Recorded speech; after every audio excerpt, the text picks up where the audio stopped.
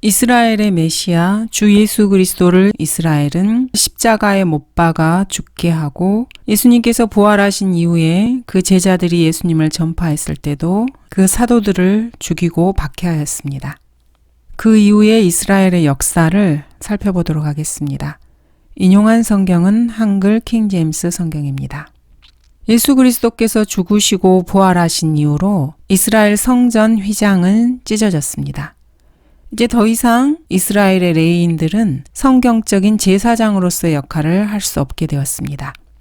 누구든지 주 예수 그리스도를 믿고 죄사함 받은 사람은 그리스도의 몸으로 편입될 수 있었기 때문입니다. 이제는 그리스도인들이 왕 같은 제사장으로 하나님 앞에 나아갈 수 있게 되었습니다. 예수 그리스도의 피를 가지고 누구든지 하나님께 나아갈 수 있는 것입니다. 이스라엘의 레위 지파는 더 이상 성경적인 제사장 역할을 할 수 없는 상태가 되었습니다. 이러한 빈 공간을 비집고 로마 카톨릭 교회가 갑자기 끼어들어서 이 공백을 메꾸고자 합니다.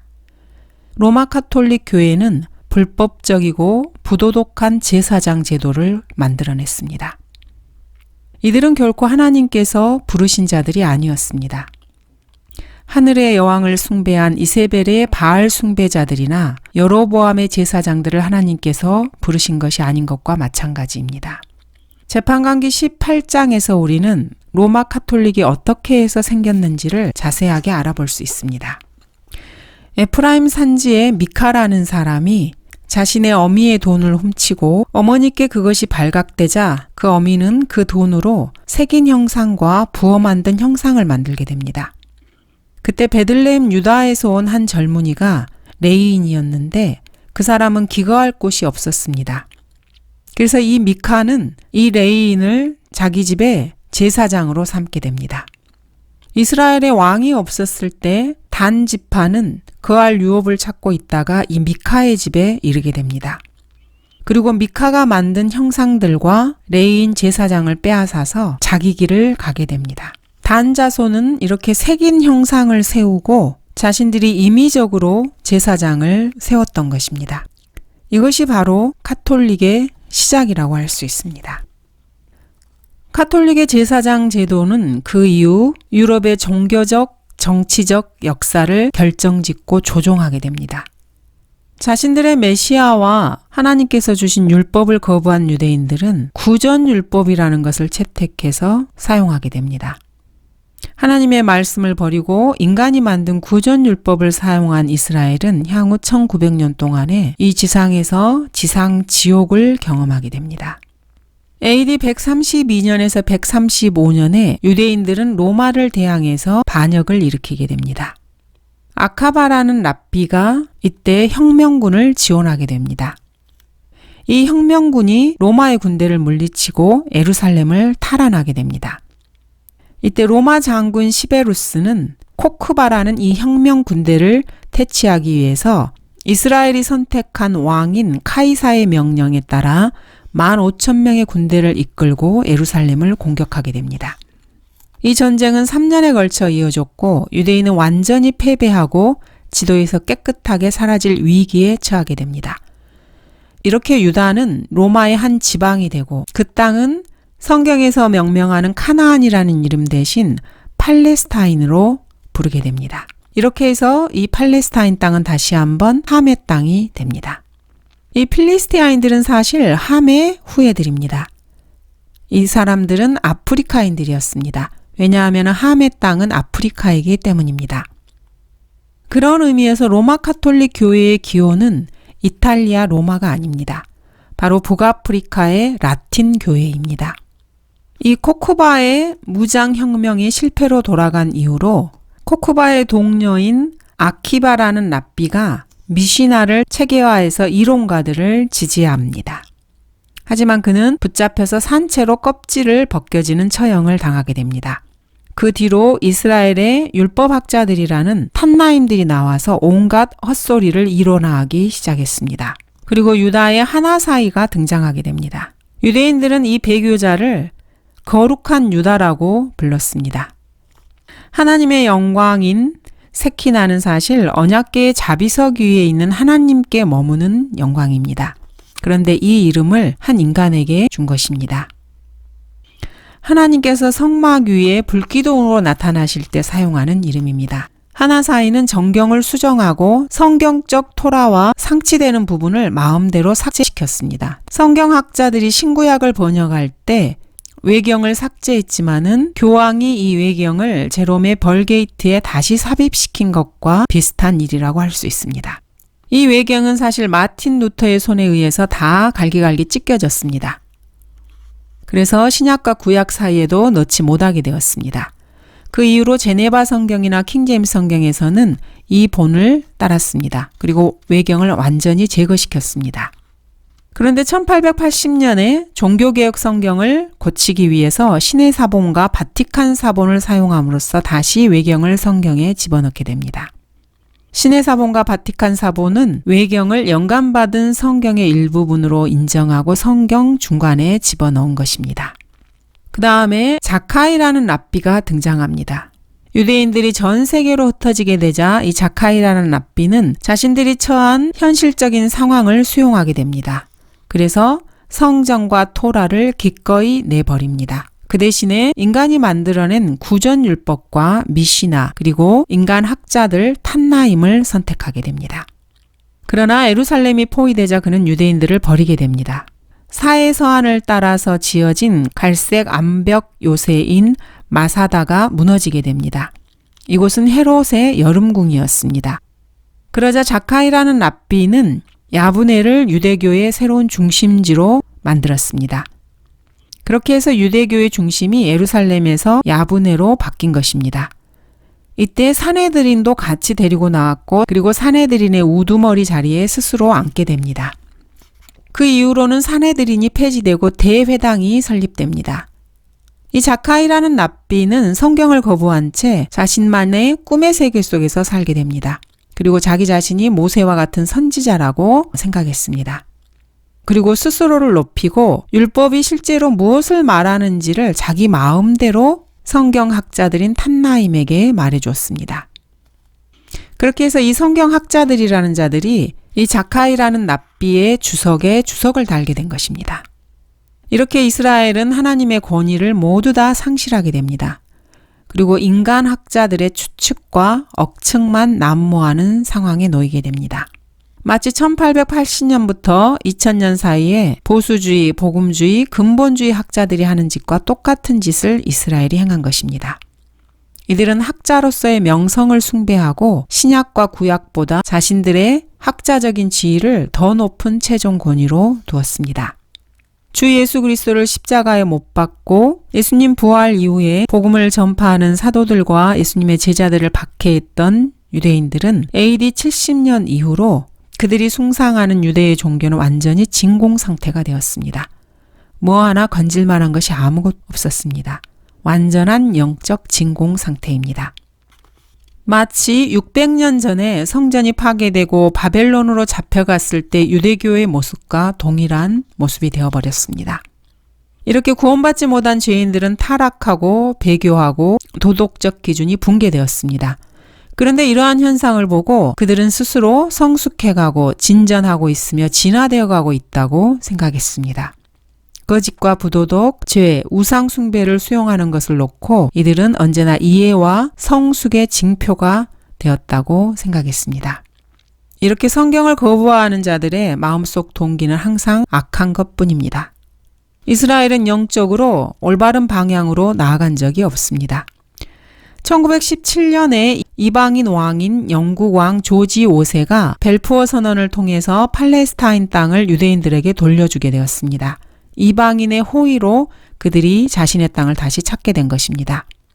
마치 페르시아 왕 코레스 때 이방인의 왕의 허락으로 이들이 포로에서 귀환한 것과 같은 맥락입니다.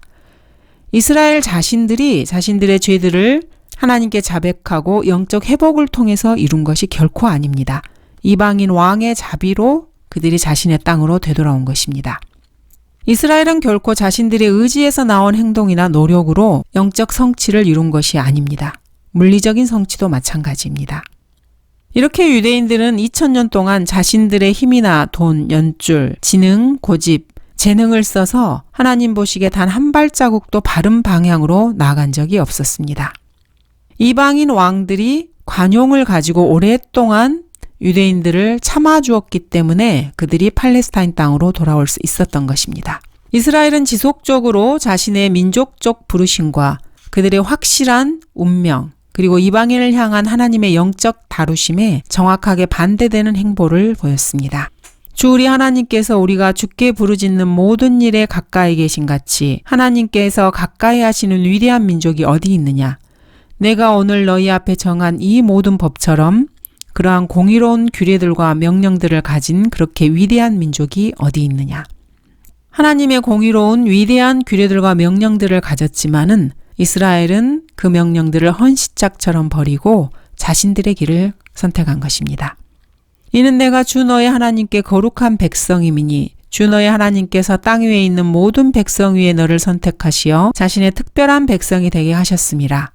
주께서 그분의 사랑을 너희 위에 두시고 너희를 택하신 것은 너희가 다른 민족보다 수가 많음이 아니라 너희가 모든 민족 중에서 가장 적기 때문이니라.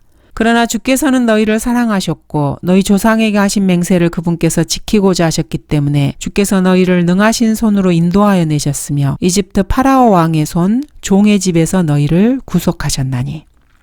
주님께서는 이스라엘이 가장 작은 민족이었기 때문에 이 민족을 택하시고 그들을 사랑하셨습니다. 그리고 그 조상에게 한 땅을 맹세하셨습니다. 그런데 이러한 모든 하나님의 자비와 선택과 사랑을 이스라엘 민족은 거부한 것입니다. 그분께서 내게 말씀하셨던 대로 또 내 조상인 아브라함과 이삭과 야곱에게 맹세하셨던 대로 그분께서 오늘 너를 세워 자신에게 백성으로 삼으시고 자신은 내게 하나님이 되시려 함이니라. 이러한 민족을 하나님께서는 자신의 백성으로 삼으시고 그 백성의 하나님이 되시고자 하셨습니다. 그러나 이스라엘은 하나님을 거부했습니다. 이들은 눈먼 이들이고 이들에게는 빛이 없었던 것입니다. AD 600년의 유대인들은 안티옥에서 이슬람교로 개종하지 않으면 죽임을 당하였습니다. 그렇게 해서 1928년에 안티옥에 남아있는 유대인은 10가족밖에 없게 되었습니다. 그리고 AD 1050년에 트리폴리에 있는 회당들이 전부 다 모스크로 바뀌게 되었습니다. 1939년에 보니까 트리폴리의 유대인은 4가족밖에 없게 되었습니다. 그리고 AD 850년에 이라크에 있는 유대인들에게 과도한 세금이 부과되었습니다. AD 1333년에는 바그다드의 회당들을 모두 다 약탈하고 파괴시켰습니다. AD 1190년에 유대인들은 십자군에게 항복하기보다는 자살을 선택합니다. 그리고 링컨에서는 18명이 살인죄로 처형되었습니다. AD 1281년에는 영국의 엑스터 교회 회의에서 유대인들이 공직에 앉는 것을 금지시켰습니다. 그리고 유대인 5,000명이 플랜더주와 프랑스에서 추방당했습니다. AD 1355년부터 1391년에는 5만 명의 유대인들이 스페인에서 살해됐습니다. 그리고 12,000명이 스페인 곳곳에서 폭도들의 손에 죽임을 당했습니다. AD 1349년에서 1360년에 헝가리의 모든 유대인들은 추방당했습니다. 크리미아에서도 추방당했고 포르투갈, 프랑스, 오스트리아, 사르디니아에서도 추방당했습니다. 내가 오늘 하늘과 땅을 불러 너희에게 증거를 삼노니 너희가 요단을 건너가서 소유할 그 땅에서 곧 완전히 망하리라. 너희는 그곳에서 너희의 날이 길지 못하고 완전히 멸망하게 될 것이니라. 주께서 너희를 민족들 가운데 흩으실 것이요 주께서 너희를 인도하실 이방 가운데서 너희의 남은 수가 적을 것이며. 신명기 4장 26절 27절 말씀이 정확하게 그대로 유대인들에게 이루어졌습니다. 1755년에는 스페인에서 유대인이 화형을 당했습니다. 1321년 프랑스에서는 살아있는 유대인이든지 죽은 유대인이든지 구덩이에 매장당했습니다. 툴루스에 있는 유대인들은 모두 다 멸절됐습니다. 스트라스버그에서는 어떠한 유대인도 그곳에 정착하지 못하게 만들었습니다. 1399년 폴란드에서 카톨릭 교도들은 유대인들을 고문했습니다. 그리고 1407년에는 유대인들을 산채로 불태워 죽였고 유대인들을 대항해서 폭동을 일으키기도 했습니다. 크라코우에서는 빈민가인 게토로 유대인들을 내몰았습니다. 카톨릭 교황 이노센트 3세는 유대인들을 한눈에 알아볼 수 있도록 유대인에게는 아주 특이한 모자를 씌웠습니다. 그리고 팔에 닿는 띠까지 만들었습니다.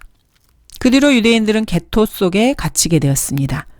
그리고 교황 베네딕트 13세는 유대인들이 탈무드를 연구하는 것을 금지시켰습니다.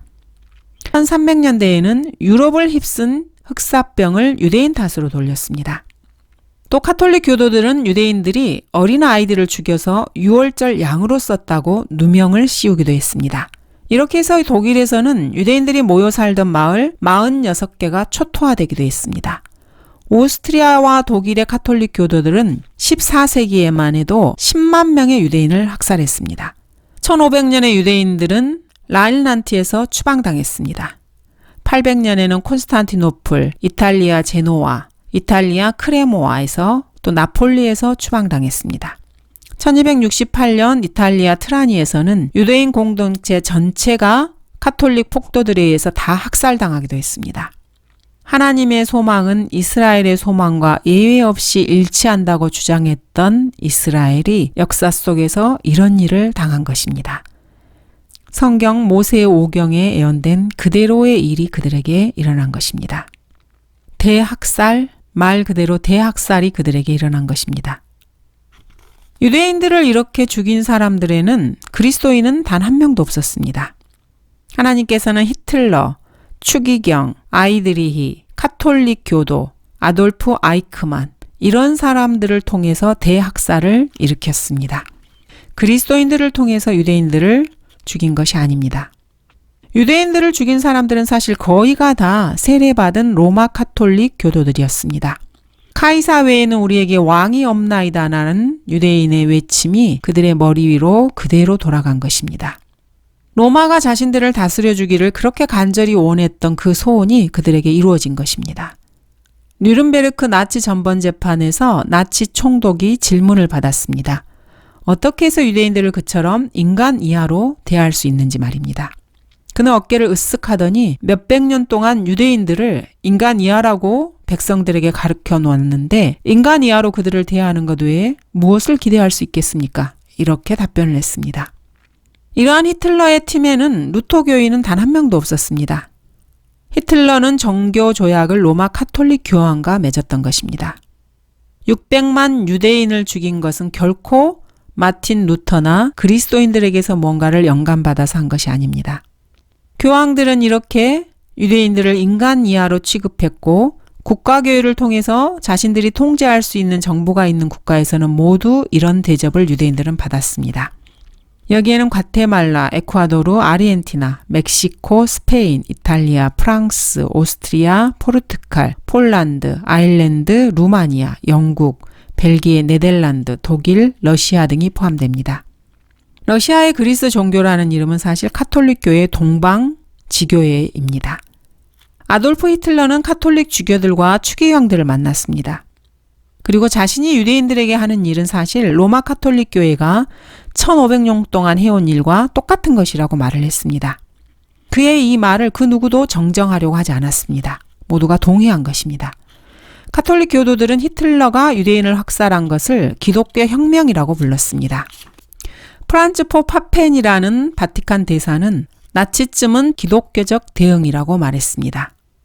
히틀러의 유대인 학살은 사실 로마 카톨릭 교회의 종교 재판을 방불케 했습니다. 로마 카톨릭에서 했던 이러한 종교 재판은 사실 1937년까지도 계속해서 이어졌습니다. 바로 히틀러가 폴란드를 침공한 불과 2년 전까지도 그런 일이 자행되었던 것입니다. 카톨릭의 신부 장 무장은 이렇게 말을 했습니다. 종교 재판의 원리를 받아들이는 것은 기독교 정신이다. 그리고 많은 기독교인들에게 부족한 것이 바로 이 종교 재판의 원리이다. 카톨릭 교회는 그 정신이 결코 부족하지 않다. 이렇게 말을 했습니다. 1967년에 리비아에서 유대인 18명이 살해되었습니다. 그리고 나머지 유대인들은 모두 다 추방당했습니다. 추방당한 유대인들에게는 오직 옷가방 하나와 미아로 30불 정도만 가져가는 것이 허락되었습니다. 같은 해에 100명이 더 죽었고 2000명의 유대인이 자기가 산 소유지에서 단 한 푼도 받지 못하고 리비아에서 쫓겨났습니다. 그런데도 이 불쌍한 유대인 난민에 대해서 그 어떤 뉴스 매체나 대중매체에서도 다루지 않았습니다. 대중매체에서는 항상 불쌍한 코소보인들, 불쌍한 크로아티인들, 불쌍한 우크라이나인들, 불쌍한 팔레스타인인들 이런 것만을 다룹니다. 1970년에 아프리카 카다피에서는 유대인이 소유한 모든 재산을 몰수당했습니다. 알제리에서 이슬람 교도들은 유대인 상점을 약탈하고 유대인 묘지를 파헤쳤습니다. 1965년 이후 알제리에서는 유대인이라면 그 누구도 법적 보호를 받지 못하게 되었습니다. 누구나 유대인을 강간하고 약탈하고 때리고 불에 태우고 죽여도 법이 그것을 간섭하지 않았던 것입니다. 1942년 리비아에서 유대인 가정들이 약탈당하고 파손당하는 일이 일어났습니다. 유대인들은 투표권을 박탈당했습니다. 공직에 오르는 것이 금지되었습니다. 그리고 1963년에 똑같은 일이 반복되었습니다. 모든 이슬람 교도들의 그 중심은 바로 로마 카톨릭 교도라는 점입니다. 최소한 반유대 정신에 있어서만큼은 로마 카톨릭 교도와 100% 일치합니다. 오늘날에도 아프리카의 이슬람 교도들은 12세기에 카톨릭 교회가 했던 것과 동일한 방식으로 유대인들을 대합니다. 1722년에 유대인들은 러시아에서 게토를 벗어나서는 어디에서도 살지 못하게 되었습니다. 1827년 니콜라스 1세는 키예프에서부터 발트해와 흑해를 따라서 사는 모든 유대인들을 추방시켰습니다. 러시아에서 알렉산더 3세는 유대인들이 러시아의 시민이 될 수 없다고 선언을 했습니다. 알렉산더 3세의 재임 기간 동안에 유대인 학살이 정기적으로 일어났습니다. 그래서 7만 명의 유대인들이 러시아를 떠나서 미국으로 도망갔습니다. 50만 명은 폴란드를 떠났고 그 뒤로 1900년에서 15년 동안 60만 명이 넘는 유대인들이 러시아와 폴란드를 떠났습니다. 옷가지 몇 개를 빼고는 그들은 빈손으로 떠나야 했습니다. 그런데도 국제연맹이나 국제연합 등에서는 이들에 대해서 그 어떠한 보상도 하지 않았습니다. 언론은 침묵했습니다. 1900년과 1950년 유대인 피난민들과 비교해보면 서한지구의 팔레스타인 난민의 생활 수준은 사실 사치스럽다고 말할 수도 있습니다. 러시아, 노르웨이, 스웨덴, 덴마크, 스페인, 프랑스, 독일, 폴란드, 스코틀랜드, 오스트리아에서 이러한 끔찍한 일들이 일어났습니다.